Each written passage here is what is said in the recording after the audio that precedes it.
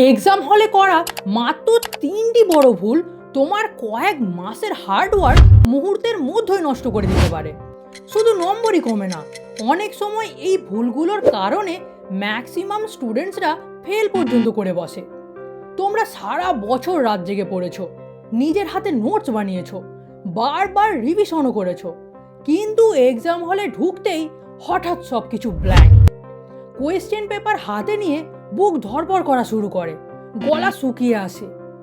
এটা শুধু তোমার নয়, বরং বেশিরভাগ স্টুডেন্টেরই এক্সাম হলে গিয়ে এই সেম সিচুয়েশন ফেস করে। আর তাই আজ আমি তোমাদের সাথে শেয়ার করব এক্সাম হলে করে আসা 3টি বিগেস্ট মিস্টেকের কথা, যেগুলো এড়াতে পারলেই এক্সামে 25 থেকে 30% নাম্বার বাড়বেই। আর মিস্টেক নাম্বার 3 তোমাদের অবশ্যই দেখা উচিত। সো ওয়েলকাম ব্যাক, আমি সোমা হুদাতি আর তোমরা দেখছো সমস্যার অবসান YouTube channel. Point number 1, read the question paper.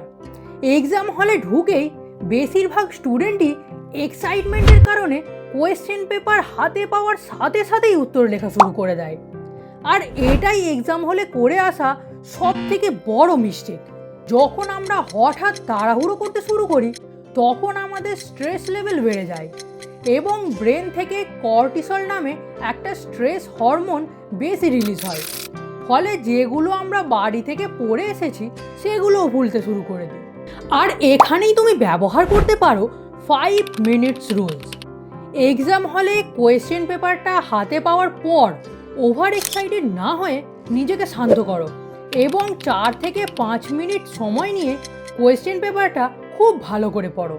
তারপর নিজের মাথার মধ্যেও ভেবে নাও কোন কোয়েশ্চেনগুলো তোমার কাছে খুব ইজি, কোনগুলো মিডিয়াম এবং কোনগুলো হার্ড। এবার ওই কোয়েশ্চেনগুলো যেগুলো তোমার কাছে ইজি, অর্থাৎ তুমি যেগুলো ভালো করে লিখতে পারবে, সেগুলো আগে ভালো করে দাগ নাম্বার দিয়ে লিখে ফেলো।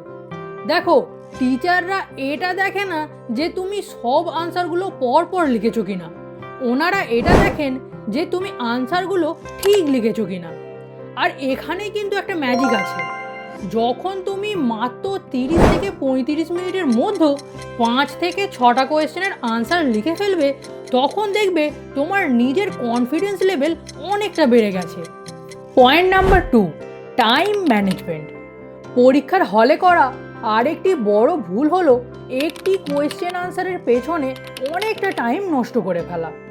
দেখো, কোনো একটা আনসার যখন আমরা লিখতে লিখতে মাঝপথে আটকে যাই এবং ভাবি বাড়ি থেকে তো এটা আমি পড়ে এসেছি, তাহলে এখন কেন মনে আসছে না, এই ভেবে ভেবে একটা কোয়েশ্চেনের পেছনে আমরা 10 থেকে 15 মিনিট সময় নষ্ট করে ফেলি। একটা কথা সব সময় মনে রাখবে, এক্সাম হলে time is equal to marks. তাই যদি কোনো কোয়েশ্চেন 3 থেকে 4 মিনিটের মধ্যেও সলভ না হয়, তাহলে ওই কোয়েশ্চেনের অ্যাকর্ডিং একটু জায়গা ছেড়ে দাও এবং নেক্সট কোয়েশ্চেন লেখা শুরু করে দাও। পরে যদি ওই কোয়েশ্চেনের আনসার মনে আসে, তাহলে ওই খালি অংশটাই লিখে নিতে পারবে। না হলে একটা কঠিন আনসার লিখতে গিয়ে 3 থেকে 4টে ইজি আনসার মিস হয়ে যাবে। Point number 3, never skip. Exam হলে বেশিরভাগ স্টুডেন্টরাই একটা কমন মিস্টেক কী করে জানো? কোনো কোয়েশ্চেন যদি দেখে মনে করে একটু আনকমন আছে, তাহলে সেটিকে ছেড়ে চলে আসে। দেখো, খালি পাতা জমা দিলে তোমায় কেউ নাম্বার দেবে না, আর টিচাররাও অলওয়েজ চায় তোমাদের নাম্বার দিতে। তাই যদি পরীক্ষায় অজানা প্রশ্ন আসে, তাহলে ভয় না পেয়ে সেটিকে লেখার চেষ্টা করো, বা ওই কোয়েশ্চেনের অ্যাকর্ডিং তুমি যদি কোনো পয়েন্ট জেনে থাকো, তাহলে সেটি লেখার চেষ্টা করো। অনেক সময় কোনো কোয়েশ্চেনের প্রপার আনসার না পারলেও যদি সঠিক কি পয়েন্টগুলো লেখা যায়, তাহলেও কিন্তু সেখানে পার্টিকুলার মার্কস পাওয়া যেতে পারে। তাই কোনো কোয়েশ্চেন দেখেই পারবো না এটা না বলে যতটুকু পারো লেখার চেষ্টা করো, কারণ কখনো কখনো 1-2 নম্বরের একটি ছোট আনসারই তোমার ফাইনাল স্কোর বদলে দিতে পারে। ভিডিওটা তোমাদের কেমন লাগলো অবশ্যই জানিও। যদি ভালো লেগে থাকে তবে একটি লাইক করে দিয়ে চ্যানেলটিকে সাবস্ক্রাইব করে নিও।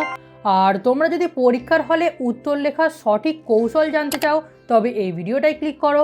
আর যদি মাত্র 7 দিনে সিলেবাস শেষ করার স্টাডি প্ল্যান জানতে চাও তবে এই ভিডিওটায় ক্লিক করো।